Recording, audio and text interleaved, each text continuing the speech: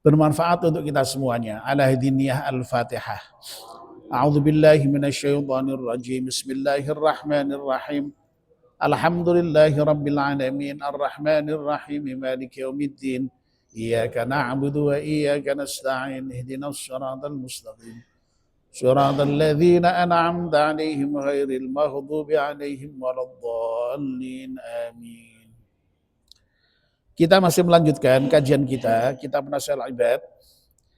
Yang terakhir kemarin kita sudah menyelesaikan pembahasan makalah ke-28 dari bab rubai. Malam ini kita akan melanjutkan pembahasan makalah yang ke-29 masih dari bab rubai. Bab yang isinya 4 poin nasihat. Langsung saja saya bacakan. Wal maqalatut tasi'atu wal 'ishruna. Makalah yang ke-29. An Hamidin Al-Laffafi. Dari Hamid Al-Laffaf. Rahimahullah. Semoga Allah merahmatinya. Hamid Al-Laffaf ini salah seorang saleh, salah seorang sufi yang hidup pada masa Bani Umayyah ya, relatif awal. Annahu qal, sesungguhnya Hamid Al-Laffaf berkata, arba'atun talabnaha fi arba'atin fa ahda'na turuqaha fawajadnaha fi arba'atin ukhra. Talabna al-ghina fil mali fawajadnahu fil qana'ati. Wa talabna ar-rahata fi tharwati fawajadnaha fi qillatil mali. Wa talabna al-ladzati fi ni'mati fawajadna fil badanis sahih. Wa talabna al-ilma fi batnin shiba'in fawajadnahu fi batnin jai'in.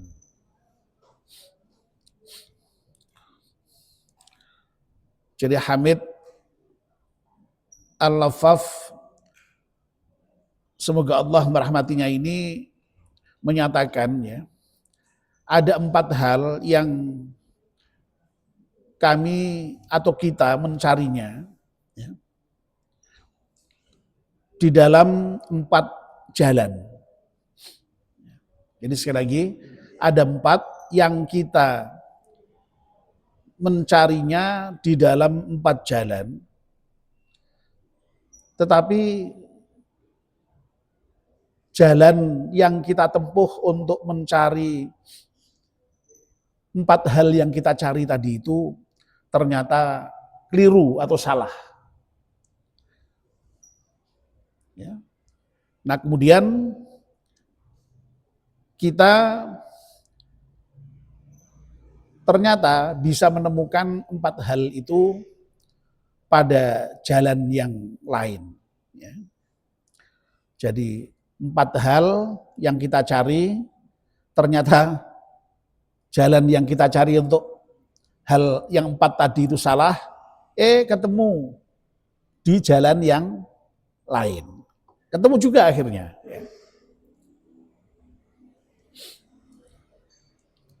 Nah, apa saja itu? Talabnal ghina fil mali fawajadnahu fil qanaati. Kita itu mencari kekayaan dalam harta. Ya. Ternyata tidak kita temukan. Fawajadnahu fil qanaati. Kita menemukannya justru malahan di dalam qanaah. Ya. Wa talabna ar-rahata fi tharwati fawajadnaha fi qillatil mali. Kita ini mencari ketenangan, kebahagiaan dengan mencari pada banyaknya harta. Tidak ketemu ternyata. Fawajadnaha fi qillatil mali. Justru kita itu mendapatkan kebahagiaan tadi itu, ketentraman tadi itu di dalam sedikitnya harta. Wah, rada angel ya. Nanti akan kita bahas ya. Lalu wa talabna ladzati fin ni'mati fawajadnaha fil badanis sahih. Kita ini mencari kelezatan di dalam kenikmatan yang tidak ketemu juga. Ternyata kita ini menemukan kelezatan itu pada badan yang sehat. Ya. Yang terakhir, wa talabnal ilma fi batnin shiba'in. Kita ini mencari ilmu dengan perut yang kenyang, tetapi ternyata kita menemukan ilmu itu justru dengan perut yang lapar. Angel kabeh. Ya. Ya. Baik, sekarang mari coba kita lebih dalami satu persatu. Ya. Mungkin malam ini kita akan membahas poin yang pertama dulu. Ya. Hal pertama yang kita cari itu, ya, di jalan tertentu ternyata salah, ketemunya di jalan yang lain. Apa itu? Talabna.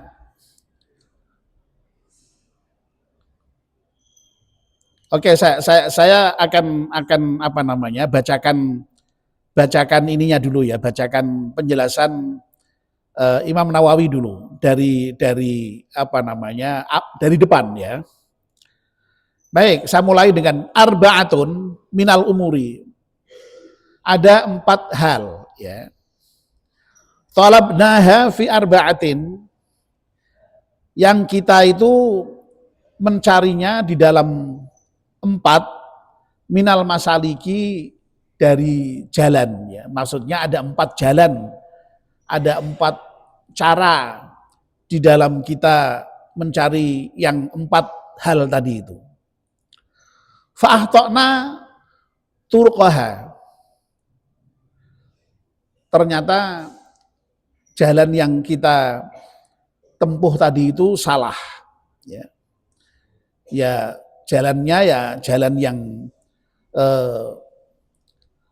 4 untuk mencari 4 hal tadi itu. Ya. Fawajadnaha. Ya. Ternyata kemudian kita menemukan yang fi arba'atin, yang 4 hal tadi itu fi arba'atin ukhra, di dalam 4 hal yang lain. Minal masaliki, di dalam jalan yang lain maksud saya. Minal masaliki, dari jalan-jalan. Artinya ya tadi itu. Ya, jelas ya. Jadi ada 4 hal yang kita cari, ternyata jalan untuk mencari yang 4 tadi itu salah. Ketemu dengan 4 jalan lain ya, sehingga 4 hal tadi itu ketemu. Ya. Oke. Nah itu yang pertama apa? Talabnal ghina. Kita ini mencari kekayaan. Ail yasari. Maksudnya ya kemudahan fil mali, di dalam harta. Fawajadnahu ail ghina, maksudnya kita kemudian menemukan kekayaan tadi itu ya, bukan di dalam harta, melainkan fil qanaati, di dalam qanaah. Ya. Nah, yang dimaksud dengan qanaah ini oleh Imam Nawawi diberi penjelasan, ai fir ridha bil qismati. Maksudnya itu ridha dengan pembagian yang telah Allah berikan tentu saja untuk kita, wa fi sukunil qalbi, dan juga dalam tenangnya hati kita ini, ya, inda adamil maklufati, ketika hal-hal yang kita cintai itu tidak ada, ya, yang kita ingini itu tidak ada, ya, itu yang disebut dengan qanaah. Jadi saya kira jelas ini ya, jelas sekali bahwa yang namanya orang itu ketika mencari kekayaan dalam bentuk harta, ya, itu salah jalan gitu. Ya, intinya begitu. Ya. Karena apa? Tidak akan ditemukan sampai kapanpun. Ya. Kalau ingin mendapatkan kekayaan, justru malahan dengan qanaah. Ya. Qanaah itu apa? Ya tadi itu. Trimo ing pandum itu dalam bahasa Jawanya itu. Ini saya kira sering kali muncul nih pembahasan dengan topik qanaah ini dalam kitab Nasyul Ibad dengan cara yang berbeda-beda, ya. Nah, Bapak dan Ibu-ibu, mari kita coba untuk jelaskan mengapa itu ya, kok ketika orang mencari kekayaan kok lalu kemudian ketika jalannya itu lewat harta kok kemudian ternyata keliru itu ya, dan tidak akan mendapatkan itu kenapa itu? Ya. Nah, Bapak dan Ibu-ibu yang dimuliakan Allah SWT, yang disebut dengan al-ghina atau kekayaan itu memang kalau secara katakanlah ya kebahasaan ya, atau bahkan mungkin ya secara hakiki itu bukan kok karena kita banyak harta itu enggak. Sebenarnya yang disebut dengan kaya itu ketika seseorang itu terbebas dari kebutuhan. Jadi kalau orang itu sudah tidak butuh apa-apa, itulah kaya. Ya. Itu. Ya. Itulah sebabnya mengapa Allah itu kok disebut dengan maha kaya itu. Karena apa? Karena Allah itu tidak membutuhkan apapun dan membutuhkan siapapun. Ya. Jadi Allah itu tidak butuh dengan siapapun, tidak butuh dengan apapun Allah itu. Makanya Allah itu maha kaya. Nah, orang ya kalau disebut dengan kaya itu harusnya dia tidak membutuhkan apa-apa harusnya itu. Ya.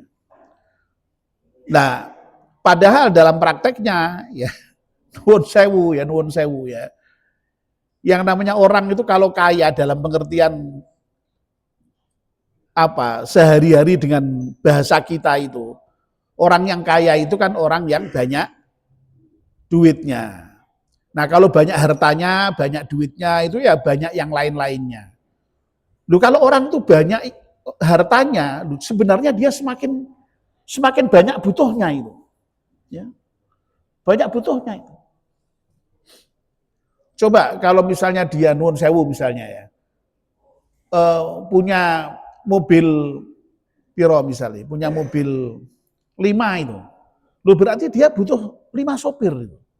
Loh, semakin banyak butuh tuh berarti itu ya. Butuh perawatan. Ya. Bensinnya semakin akeh.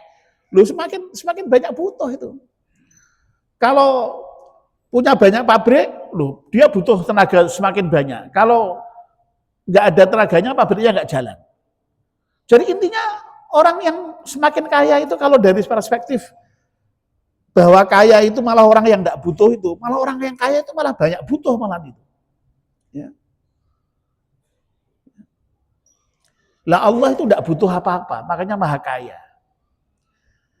Itulah sebabnya maka Nabi itu ketika menjelaskan pengertian kaya itu jelas, eksplisit menyatakan bahwa yang namanya kaya itu bukan karena kaya harta. Jelas sekali itu. Laisal ghina angkathrotil aradi atau angkathrotil mali walakinnal ghina ghinan nafsi. Ya.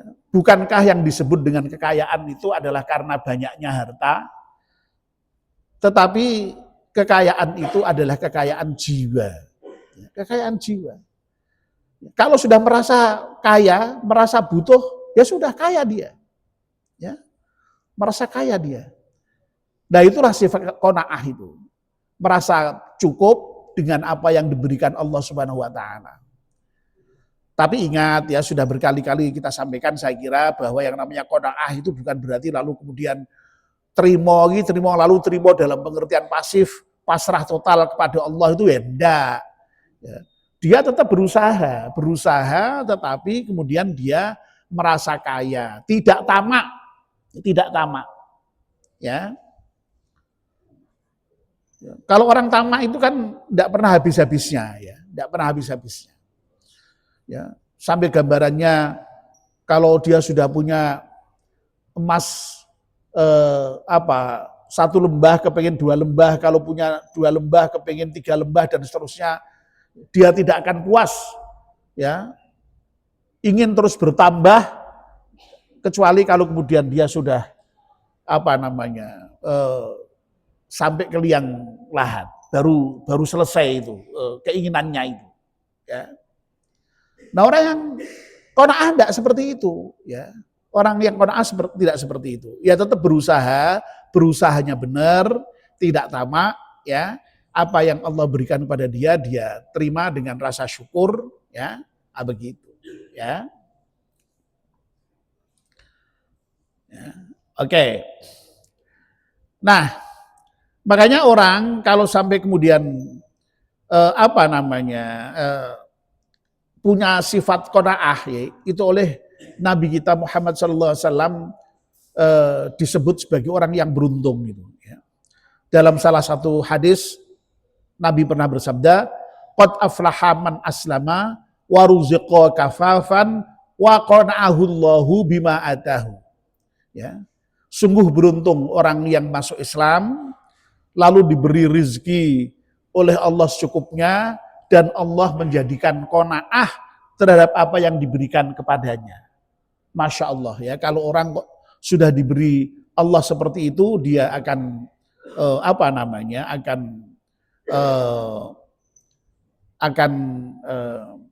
beruntung gitu ya. Sebaliknya kalau orang tamak, waduh itu Masya Allah tidak pernah puas ya, dia lalu kemudian menjadi budak ya,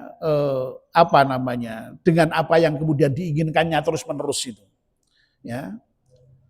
Makanya sampai ada ungkapan hikmah ya, al hurru abdu ma tumi'a, orang merdeka itu bisa menjadi budak ketika ia tamak, wal abdu hurru ma qani'a ya.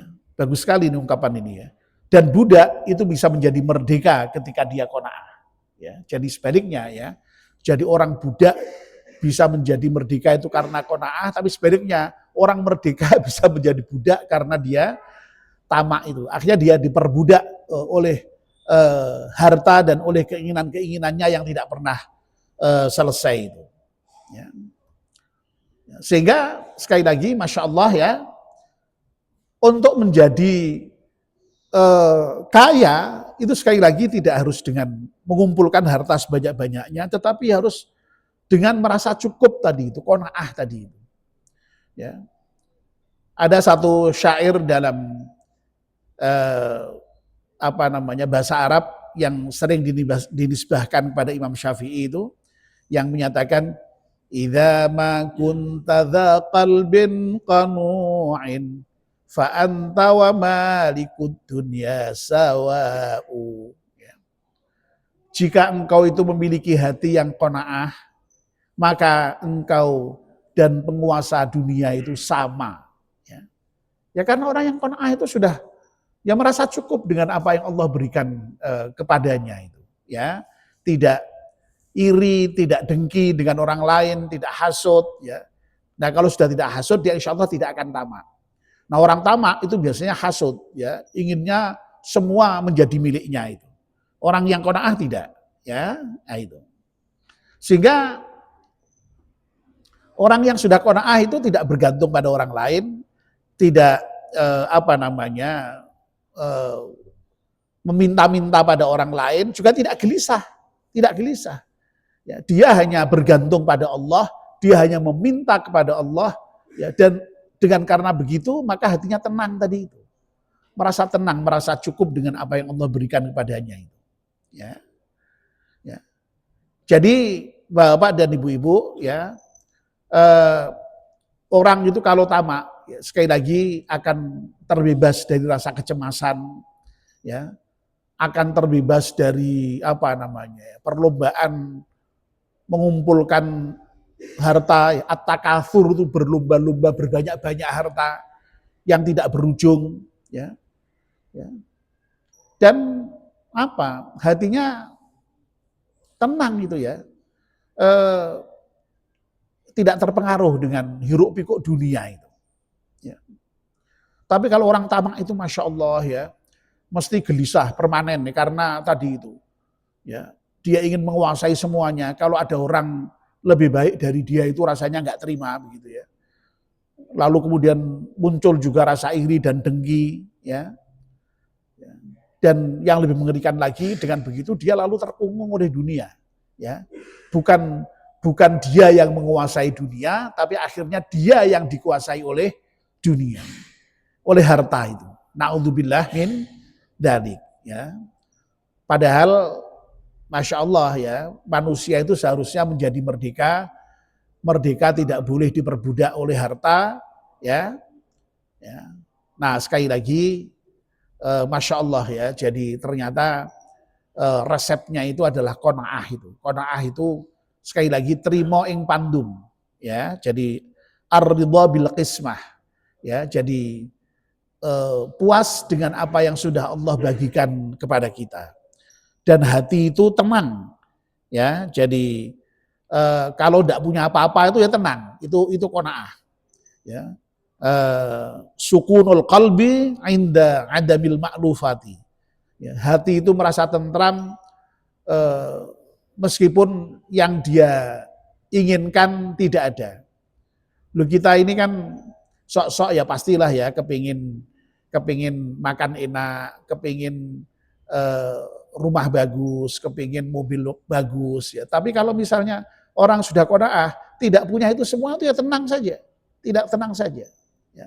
Tapi bagi orang yang tamak tadi itu, ya tidak akan pernah tenang itu. Ya selalu ingin mendapatkan itu, bahkan repotnya itu ya kadang-kadang sampai dengan cara-cara yang tidak benar pun juga dilakukan. Nah di situ saya kira kita masya Allah ya, jadi tentu saja berharap dan berdoa jangan sampai kita itu menjadi orang yang tamak itu, ya. Mudah-mudahan kita oleh Allah Subhanahu Wa Taala dijadikan sebagai orang-orang yang qanaah tadi, sehingga kalau kita qanaah berarti sama aja dengan raja dunia, ya, menguasai dunia kita, bukan kok dikuasai oleh dunia, ya. Ya ini memang kalau dari segi teori sih ya gampang ya, tapi ya sulit sebenarnya, sulit.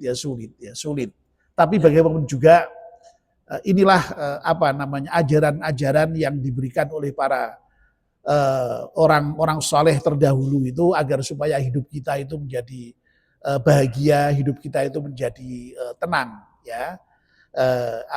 Dengan sifat qanaah yang kita miliki itu, ya. Baik, itu saya kira ya yang bisa saya sampaikan untuk malam ini, hanya satu poin saja. Insya Allah poin-poin berikutnya nanti akan kita bahas pada pertemuan yang berikutnya. Mari kita tutup kajian kita ini dengan berdoa bersama-sama. Bismillahirrahmanirrahim. Wal asri innal insana lafi khusrin illa illal ladzina amanu wa 'amilus salihati wa tawassaw bil haqqi wa tawassaw bis sabr. Subhanakallahumma wa bihamdika asyhadu an la ilaha illa anta astaghfiruka wa atubu ilaik. Wassalamu alaikum warahmatullahi wabarakatuh.